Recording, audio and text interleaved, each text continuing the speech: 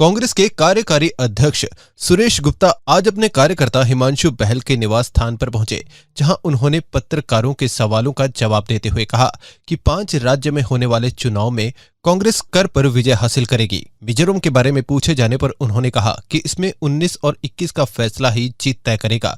सुरेश गुप्ता ने कहा कि भारत जोड़ो यात्रा के बाद राहुल गांधी की छवि उभरी है और लोग भी उन्हें पसंद करने लगे हैं। नरेंद्र मोदी के लोकसभा में 5 किलो अनाज देने के बयान पर बोले कि यदि प्रधानमंत्री 5 किलो अनाज देने की जगह देश के करोड़ों युवा बेरोजगारों को रोजगार दे देते तो उन्हें अनाज देने की जरूरत ही न पड़ती। हरियाणा के मुख्यमंत्री मनोहर लाल की भाषा पर भी उन्होंने टिप्पणी करते हुए तंज कसा। 5 राज्यों के चुनाव घोषित हो चुके हैं, कांग्रेस कहां खड़ी है? कांग्रेस बहुत अच्छी सिचुएशन में है और 5 जगह फाइट में है और हो सकता है हम हिंदुस्तान में आने वाले इस 5 चुनाव में 4 जगह कांग्रेस की सरकार बने। सर, एक जगह हारने की मान रहे हो आप? कोई भी हारने का क्या पता लगता है, कहाँ आदमी हार जाए, कहाँ जीत जाए, इस बात का पता नहीं लगता। नहीं, हम ये सोचते हैं कि मिजोरम में थोड़ी फाइट हो सकता है हमारी 19-21 हो।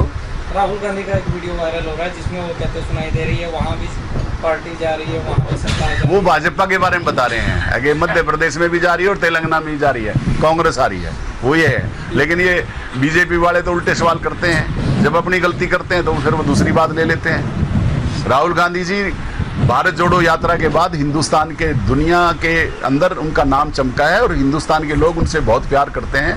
महिलाओं में, किसानों में, मजदूर के पास, कुली के पास, ट्रक में बैठ के ड्राइवर के पास, फर्नीचर वालों के पास, मतलब जिस तरह राहुल गांधी जी ने ये सीखने की और समझने की कोशिश की है कि एक आदमी का गुजारा कैसे होगा। मोदी जी तो इस तरफ देखते भी नहीं कि एक आदमी का गुजारा कैसा होगा। वो तो छाती पीट के पार्लियामेंट में ये कहते हैं कि मैंने 5 किलो अनाज 80 करोड़ लोगों को देता हूँ।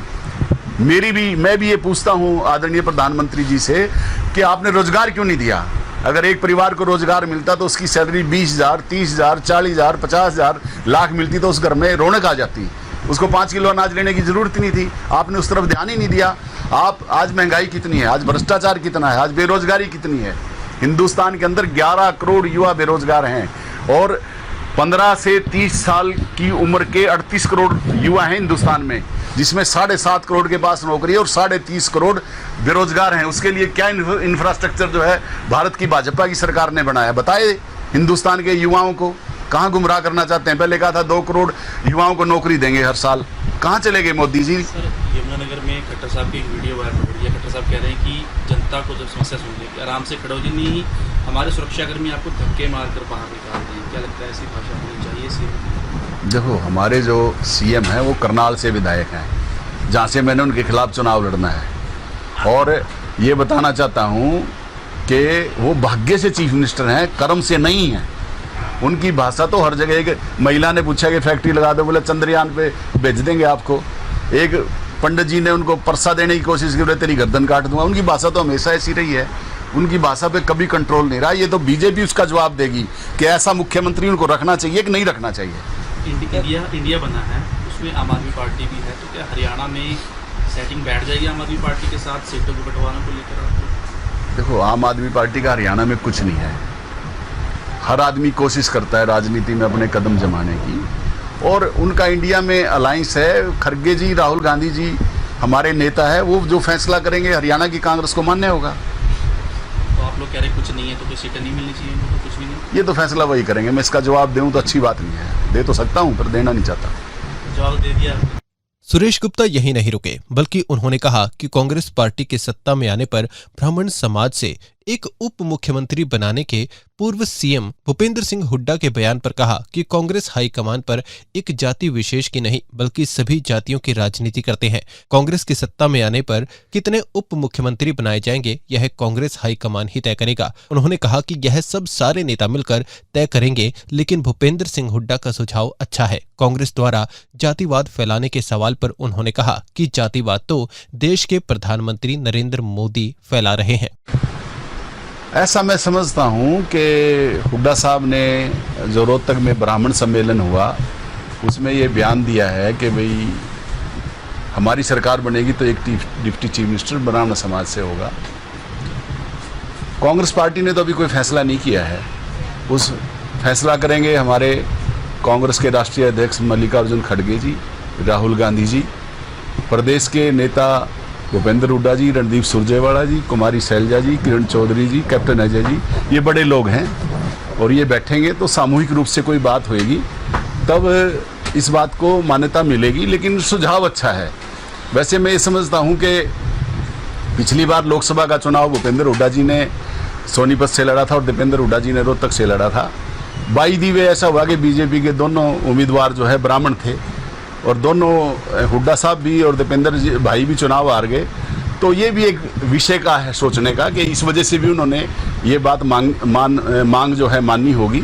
और मेरी मांग ये है कि अग्रवाल समाज का भी एक डिप्टी चीफ मिनिस्टर हो और एससी और बीसी से भी एक डिप्टी चीफ मिनिस्टर होना चाहिए। ये मेरा सुझाव है। पार्टी आने वाले समय में इस पर विचार करेगी। क्या लगता है सर, ऐसे जाति को बढ़ावा नहीं मिलेगा और पार्टी के ऊपर प्रेशर नहीं आएगा कि और कास्टें भी अपनी अपनी मांग करेंगी कि सभी कितने डिप्टी सीएम आपके हिसाब से बन सकते हैं? ये तो पार्टी फैसला करेगी। मैंने तो अपना सुझाव दे दिया आपको। एससी बीसी से भी बढ़ना चाहिए और अग्रवाल समाज का भी बढ़ना चाहिए। इस तरह के वक्तव्य से क्या नहीं लगता आपसे गुटबाजी के बाद अब जातिवाद गुटबाजी भी आएगा? जातिवाद तो हिंदुस्तान में आदरणीय नरेंद्र मोदी जी ने पूरे देश में फैलाया। आपको एक बात याद होगी, जब वो प्राइम मिनिस्टर बने थे तो उन्होंने कहा कि ओबीसी का एक चेहरा देश में प्रधानमंत्री बना है, जबकि उससे पहले भी लोग प्राइम मिनिस्टर बने हैं। और मैं एक बात बताना चाहता हूँ, जब हमारे नेता राहुल गांधी जी विदेश से आए थे तब उन्होंने कहा था कि जब वो केस 2019 का जो कर्नाटक में जो बात कही थी वो उन्होंने वहाँ पे चलाया अहमदाबाद में, तो उसमें उन्होंने कहा कि ओबीसी से राहुल गांधी जी गाली दी है ओबीसी को। लेकिन आज पता लग गया लोगों को, जब महिला आरक्षण दिया देश के अंदर तो ओबीसी का उसमें नाम ही नहीं है। तो पता लग गया कि ओबीसी के जो खैर खां हैं वो भाजपा सरकार नहीं है देश की, ना मुख्यमंत्री खट्टर जी हैं, ना देश के नेता बीजेपी के जो प्रधानमंत्री हैं नरेंद्र मोदी जी देश के प्रधानमंत्री हैं, उनका भी कोई ओबीसी के तरफ कोई ध्यान नहीं है।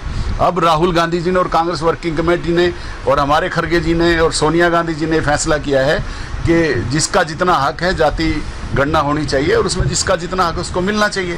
सर 65 साल कांग्रेस ने राज किया, उस दौरान क्यों नहीं सोचा? ये बड़ी अच्छी बात आपने पूछी है। समय होता है हर चीज़ का।